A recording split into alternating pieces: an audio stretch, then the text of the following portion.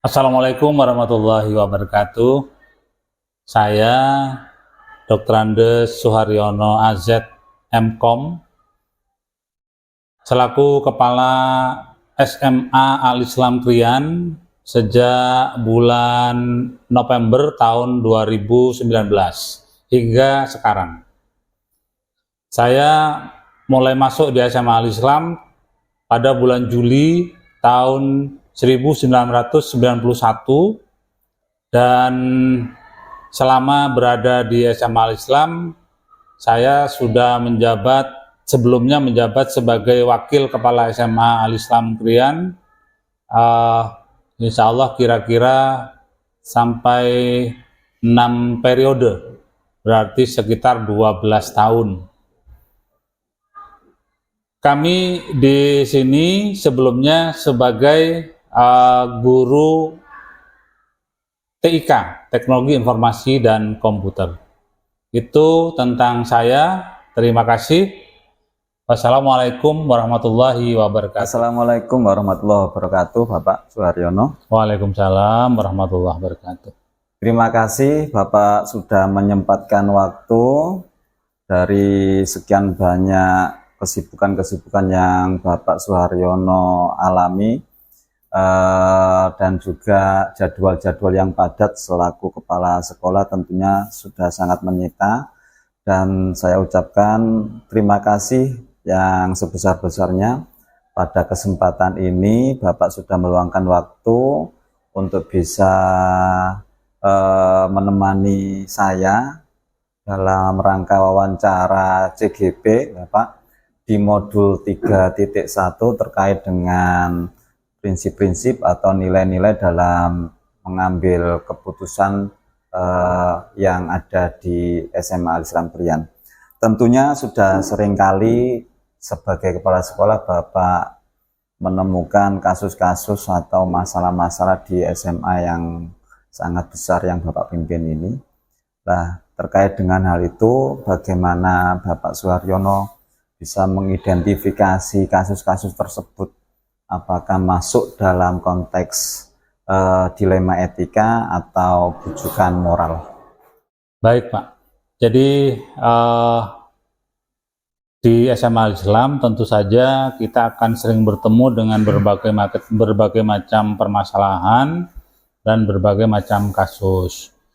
Jadi kalau kasus-kasus tersebut itu berhubungan dengan nilai-nilai atau moral yang lebih dari satu, artinya ada beberapa nilai atau nilai moral dan itu saling bertentangan dan kita tidak dapat mengambil sebuah solusi yang tepat, maka dapat kita katakan itu sebagai dilema etika. Tetapi apabila kita menginginkan bahwa warga dari SMA Al-Islam ini memiliki sebuah kesamaan di dalam pengambilan keputusan, di dalam tata tertib, di dalam kegiatan pembelajaran, ini jadi satu visi, satu langkah, maka bagi kami itu termasuk sebagai bujukan moral.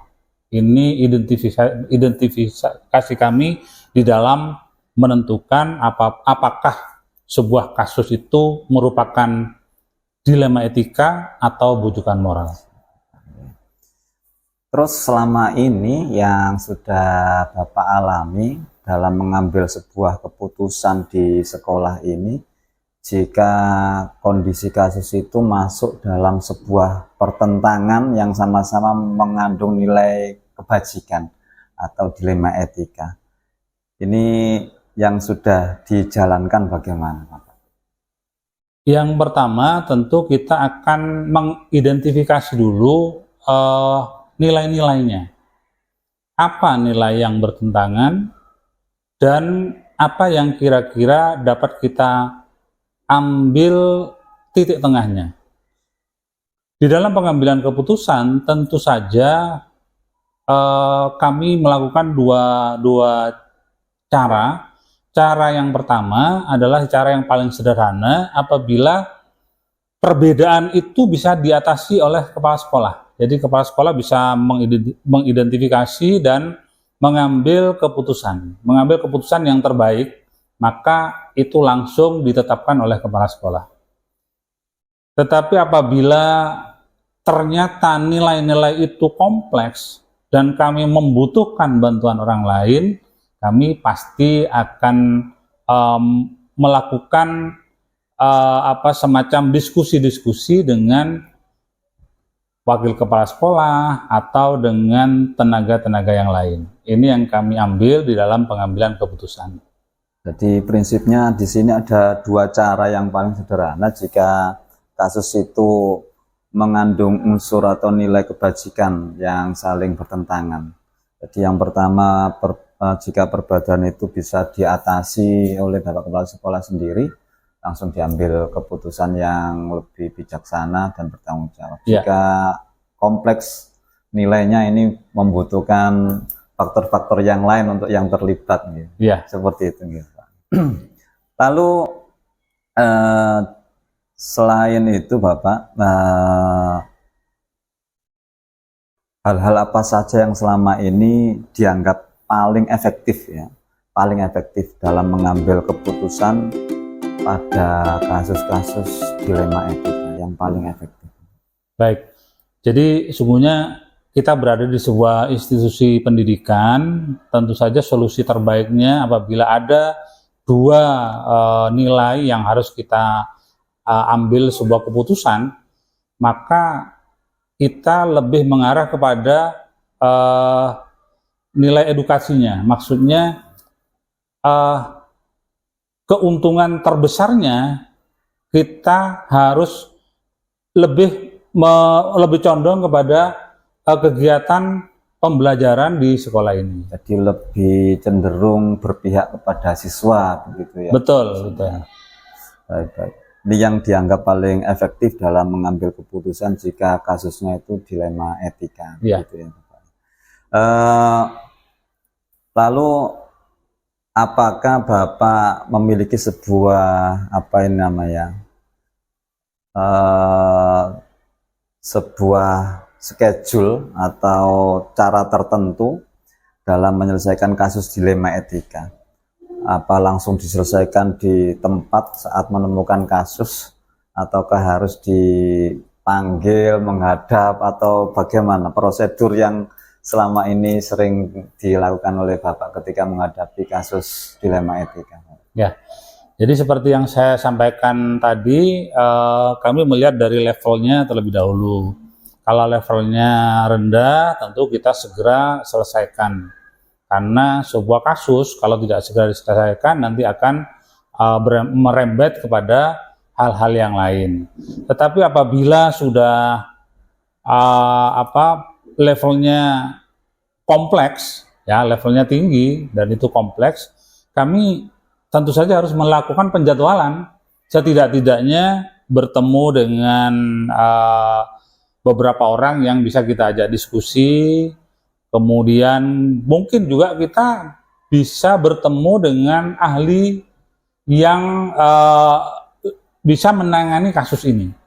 Jadi level rendah langsung kita tangani, tetapi kalau sudah kompleks baru kita adakan semacam penjadwalan di dalam penyelesaian masalah ini. Ada schedule-nya, melihat level-level dari kasus itu. Dari kasusnya, betul. Baik Bapak, untuk selanjutnya tentunya dalam setiap pengambilan keputusan penyelesaian kasus-kasus yang bernilai atau ada nilai kebajikan yang bertentangan atau dilema etika di sekolah ini, entah itu dengan antar siswa, siswa dengan guru, atau lebih-lebih antar guru dengan guru, atau guru dengan pimpinan. Ini kira-kira ada tantangannya enggak, Pak? Kira-kira tantangan yang paling sering dialami Bapak ketika mengambil sebuah keputusan? Ya, karena memang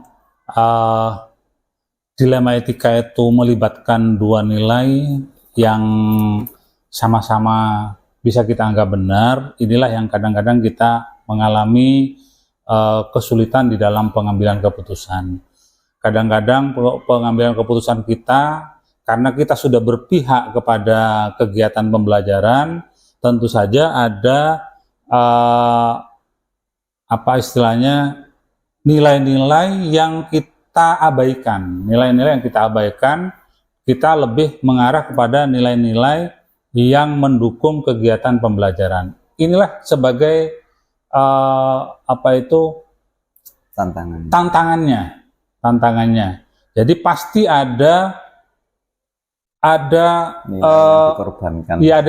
nilai yang dikorbankan, dan tidak semua orang akan puas dengan keputusan yang kami ambil.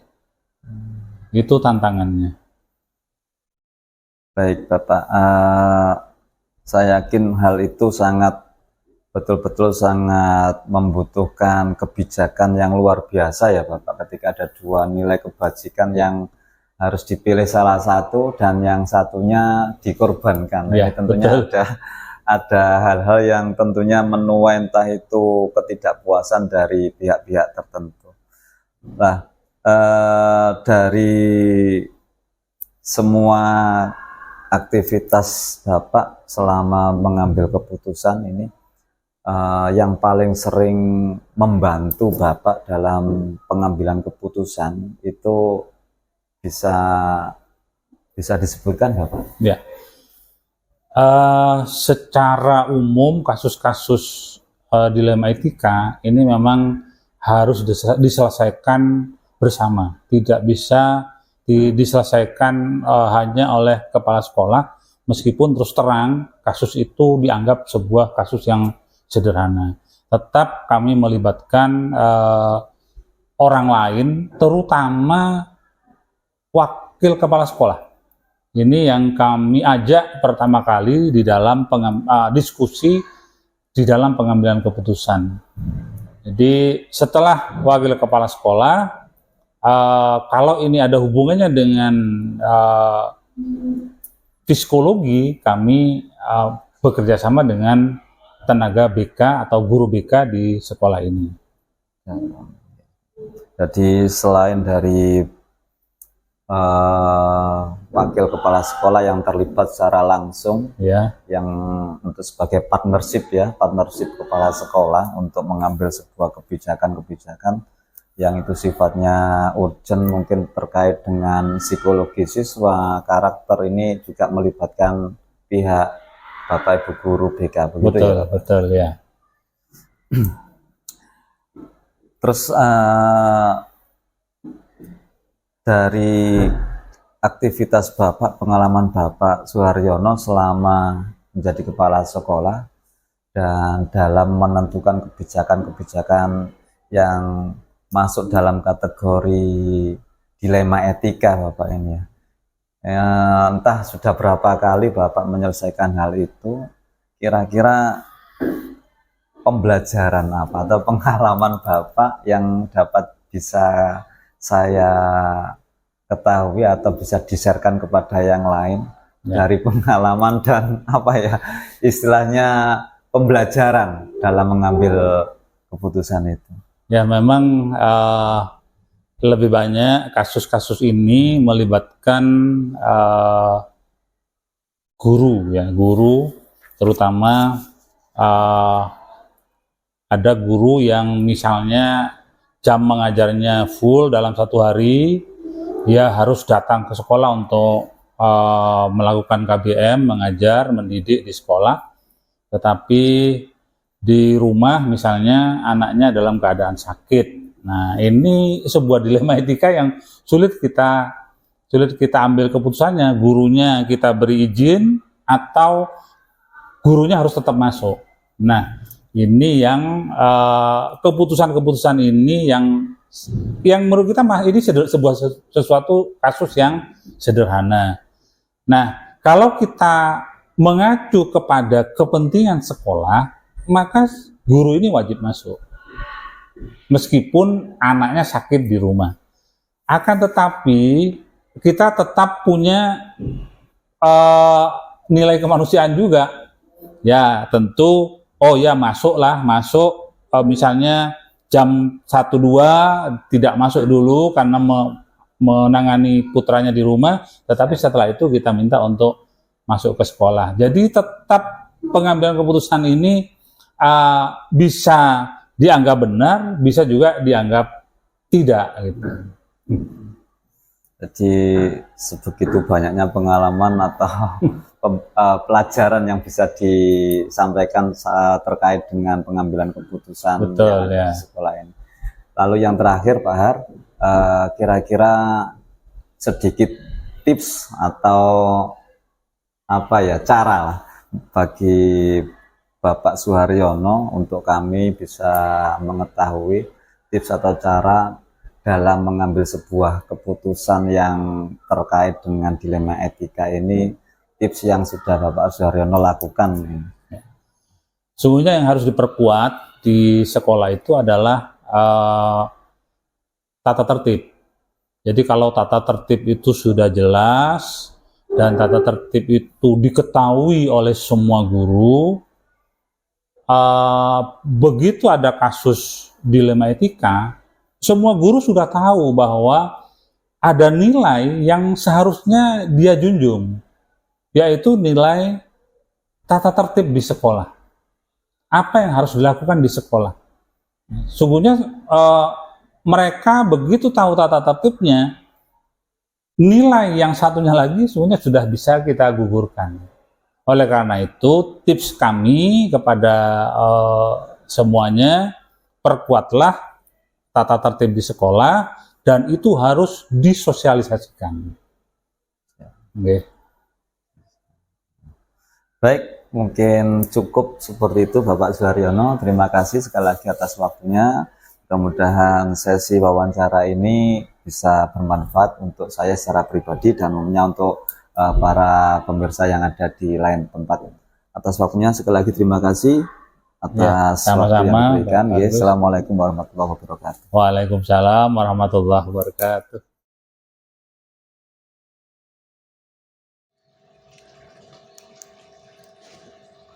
Assalamualaikum warahmatullahi wabarakatuh, Ustaz. Waalaikumsalam warahmatullahi wabarakatuh, Ustaz.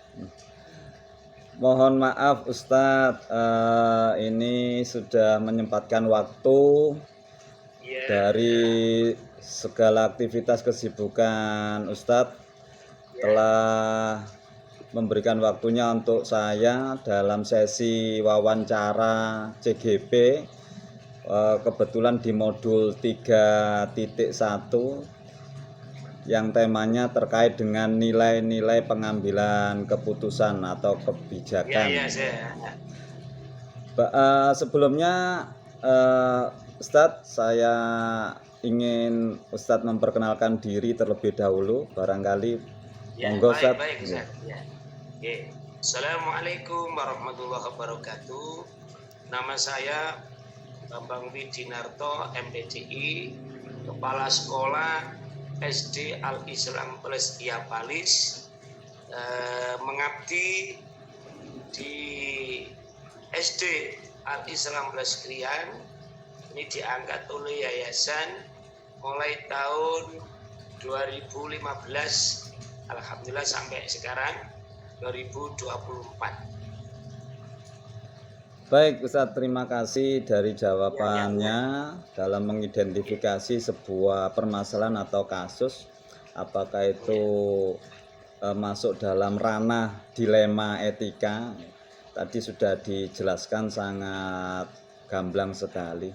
Lalu dalam mengambil sebuah keputusan atau kebijakan yang mana sudah dilakukan oleh Ustadz selama ini ketika menghadapi sebuah kasus atau permasalahan yang mana dalam kasus tersebut terdapat nilai-nilai kebajikan yang bertentangan, Ustadz. Jadi jenengan dalam mengambil keputusan bagaimana?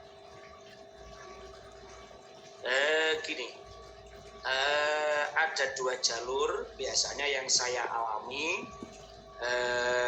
Yang pertama, walaupun secara pribadi itu otoriter saya dalam mengambil sebuah keputusan, tapi tetap bottom up. Maksudnya saya mencoba untuk diskusi dulu dengan bawahan saya, bahkan mungkin diskusi dengan guru. Nah, itulah nanti menggali hal-hal yang menjadi sebuah pertimbangan untuk diambil sebuah keputusan. Itu yang pertama saya. Jadi keputusan ini diambil dari menanggalkan dulu sifat otoriter, tapi menggali pendapat-pendapat dari bawahan saya, baik Wakasek maupun dari guru. Yang kedua, itu biasanya kalau dihadapkan sebuah permasalahan, apalagi yang sifatnya dilematis, itu kadang-kadang solusi untuk mengambil keputusan itu berasal dari intuisi atau dari meditasi biasanya untuk minta petunjuk dari Allah melalui meditasi. Itu muncul di situ melalui perilaku spiritual, yakni qiyamul lail. Kalau enggak gitu ya waktu sekitar subuh itu muncul sebuah intuisi untuk mengambil sebuah keputusan.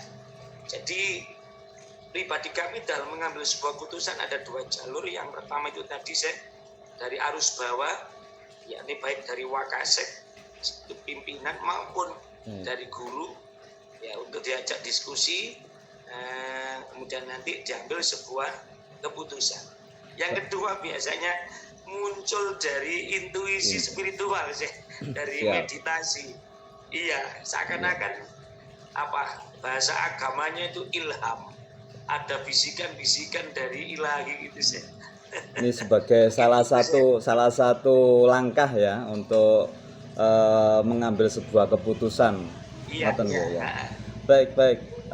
Sangat seru sekali ini untuk sesi wawancaranya lah. Ini masih ada beberapa soal-soal yang perlu saya gali dari Ustadz selaku kepala sekolah. Lalu selama memproses dalam pengambilan keputusan yang bersifat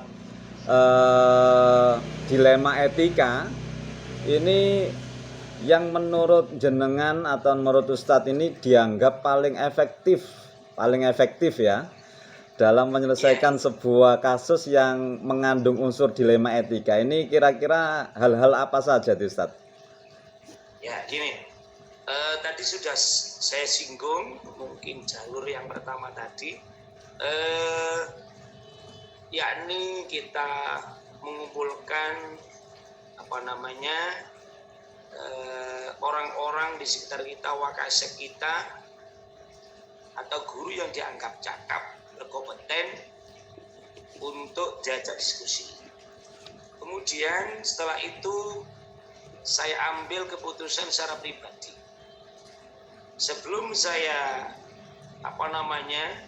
sosialisasikan atau diputuskan di publik, itu kami konsultasikan ke yayasan, dalam hal ini adalah pengawas,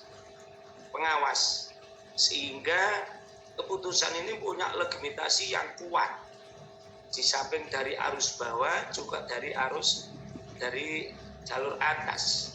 Apalagi jalur langit ya, jalur langit. Mengambil jalur langit ya ini, sehingga sumbernya langkah-langkahnya banyak tadi jadi berdiskusi dulu dengan bawahan, kemudian secara pribadi dimantapkan, kemudian sebelum disampaikan ke publik, dalam hal ini adalah konsumen wali murid. Nah ini dikonsultasikan ke yayasan, yaitu dalam hal ini pengawas pendidikan di tingkat yayasan. Itu langkah-langkah yang kami ambil. Baik, terima kasih. Jadi sebelum kebijakan atau keputusan itu difinalkan, ini sudah melalui berbagai macam prosedur-prosedur yang sudah dilakukan oleh Ustadz Bambang selaku kepala sekolah. Ya memang bisa saja dianggap sulit sebuah keputusan ketika kasus atau permasalahan itu mengandung unsur-unsur dilema etika memang Ustadz ya. Seperti itu, seperti yang dijelaskan di awal tadi, ada banyak hal mungkin. Lah, gini Ustadz, tentunya dengan kebijakan atau keputusan yang sudah diambil dalam sebuah kasus yang ada unsur dilema etika ya, yang sama-sama benarnya tapi bertentangan ya. Nah ini kira-kira tentunya ada tantangannya, ada tantangannya ini. Kira-kira yang paling urgent tantangan yang pernah dialami oleh Ustadz Bambang dalam memberikan keputusan terkait dengan dilema etika apa ya kira-kira Ustadz? Hal-hal yang kami ambil dalam kasus-kasus dilema etika itu karena sama-sama baiknya ya kami harus menggunakan skala prioritas. Nah ini kata-kata demi ini menjadi sebuah kata kunci. Jadi demi kepentingan lembaga yang pertama, demi kemajuan lembaga. Yang kedua, otomatis yang menjadi ujung tombak ini kesejahteraannya harus diperhatikan. Jadi secara simpel, selaku leader itu bagaimana lembaga ini maju, rakyat ini semakin sejahtera gitu. Berarti tapi kadang-kadang itu tadi saya berhadapan dengan kebijakan yayasan. Betul. Jadi setidaknya hasil dari keputusan itu berpihak kepada bawahan ya saya. Kalau dengan siswa berarti keputusan atau kebijakan itu berpihak kepada siswa, memprioritaskan skala prioritasnya itu berpihak kepada siswa. Ngoten ya? Seperti itu. Kalau di bawahan berarti skala prioritasnya dengan bawahan. Gitu saya. Jadi tetap secara intinya itu bagaimana rahmatan lil alamin. Yang kedua di tingkat bawah itu selalu kami tanamkan untuk prinsip bahwasanya kita ke sekolah ini tidak hanya mencari dunia saja tapi juga mencari akhirat. Sehingga ini berpegang pada Robbana atina fid dunya hasanah, akhirat juga hasanah saya gitu. Sehingga makanya di SD itu lain dengan SMP, lain dengan SMA. Jadi guru mapel juga guru ngaji. Siap. Yeah. Baik. Jadi itu untuk memang mensinkronkan dengan doa atina fid dunya hasanah, akhirat hasanah. Jadi jalur-jalur seperti itu tadi ya. Prinsipnya seperti itu. Lembaga maju, tetap rakyat ini tetap sesuai dengan yang dipegang, yang diharapkan di dunia hasanah, akhirat juga hasanah gitu. Baik. Yeah. Baik Ustadz, untuk berikutnya ketika Ustadz mengalami atau memutuskan sebuah permasalahan, ini tentunya ada sebuah permasalahan yang harus dieksekusi secara spontan atau juga terschedule. Kira-kira mengalami atau menjalankan keputusan semacam itu seperti apa Ustadz prosedurnya? Spontanitas harus secara pribadi atau selaku kepala sekolah tanpa harus melibatkan yang lain, atau ada schedule terjadwal, ini harus step seperti itu. Prosedurnya seperti apa Ustadz? Iya, kadang-kadang memang di lembaga itu gini sih, memang harus memang teragendakan, terskedulkan itu semua kegiatan karena hal ini berhubungan dengan anggaran gitu. Berhubungan dengan anggaran. Tapi suatu saat juga namanya pimpinan itu dituntut untuk otoritas bertindak secara tegas, cepat dan tepat ini. Nah ini. Karena mungkin alhamdulillah mungkin kita itu punya modal, mungkin kalau dulu bahasanya Pak Sutyono itu ya mungkin tidak bermaksud takabur, kita punya amalan andalan sehingga kita punya kecerdasan batiniah. Inilah sebagai modal untuk mengambil sebuah keputusan yang cepat, tepat, dan benar. Nah, ini tidak lain adalah insya Allah modal spiritual batiniah itu saya. Ya. Jadi memang satu saat memang karena ini lembaga nggak mungkin kita tidak mengagendakan. Karena ada dituntut RKS itu dan sekaligus ada anggaran. Tapi suatu saat kadang-kadang dihadapkan kepada si pemimpin ini harus dituntut mengambil keputusan yang cepat dan tepat. Baik, terakhir saya sesi pertanyaannya.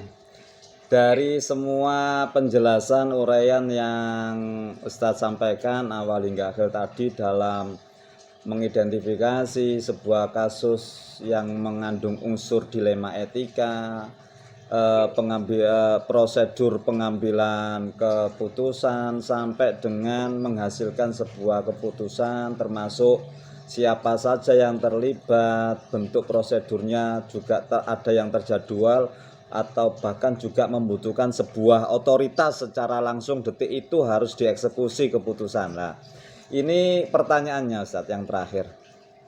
Kira-kira dari semua kebijakan-kebijakan atau keputusan yang sudah dieksekusi atau sudah diambil oleh Ustadz selaku kepala sekolah, kira-kira ada hikmah apa? Ada pelajaran apa kira-kira dari pengalaman Ustadz dalam mengambil sebuah keputusan yang tentunya dalam kasus dilema etika? Hikmah atau pelajaran? Monggo Ustadz. Alhamdulillah saya. Jadi memang semua kasus dilema etika ini memberikan pembelajaran yang baik bagi kami. Jadi secara pribadi memang dulu waktu diangkat memang kami menolak sebenarnya awalnya itu. Kami merasa belum cukup mempunyai modal manajerial yang tinggi. Sehingga semakin banyak sebuah permasalahan apalagi yang sifatnya dilematis ini ya alhamdulillah kami sikapi ini merupakan medan pembelajaran bagi kami. Sehingga alhamdulillah kami diberikan bisa mengambil keputusan-keputusan yang bijak. Nah, itu ya alhamdulillah kelihatannya yang selama ini kelihatannya sebagai bukti bahwasanya lembaga ini berkembang gitu sih. Berkembang, kemudian bawahan kami juga merasa nyaman ini. Sehingga ini walaupun ada isu-isu saya mau ditarik ke SMA, ini sampai muncul ancaman dari anak buah kami itu. Nah, kalau enggak Ustadz Bambang yang jadi kepala sekolah ini aja daftar P3K saja banyak yang seperti itu. Iya. Ya wis, alhamdulillah prinsip kami itu ya bisa bermanfaat lah saya memang anfa'uhum linnas itu. Jadi kesimpulan baik. Jadi kesimpulannya hikmah atau pelajaran dari pengalaman Ustadz selama pengambilan keputusan dari kasus-kasus atau permasalahan dilema etika ini, yang pertama tadi saya simpulkan ada hikmah untuk pribadi, individu, dan juga ada hikmah untuk lembaga, atau instansi tentunya. Ini sangat menginspirasi sekali dari jawaban-jawaban yang sudah disampaikan oleh Ustadz Bambang selaku pimpinan atau kepala sekolah di SDI Al-Islam Yapalis Krian. Mudah-mudahan untuk kedepannya segala bentuk kasus atau juga permasalahan-permasalahan yang dialami oleh Ustadz Bambang selaku kepala sekolah dan juga oleh lembaga tentunya yang dipimpin oleh Ustadz Bambang ini bisa terselesaikan dengan sebaik-baiknya. Amin. Terima kasih Ustadz atas waktunya. Saya cukupkan sekian saja. Nanti ada kesempatan yang lain. Barangkali saya membutuhkan waktunya Ustadz Bambang bisa. Monggo. Mohon maaf Ustadz, ngapunten. Syukran Ustadz. Assalamualaikum warahmatullahi wabarakatuh. Waalaikumsalam warahmatullahi wabarakatuh.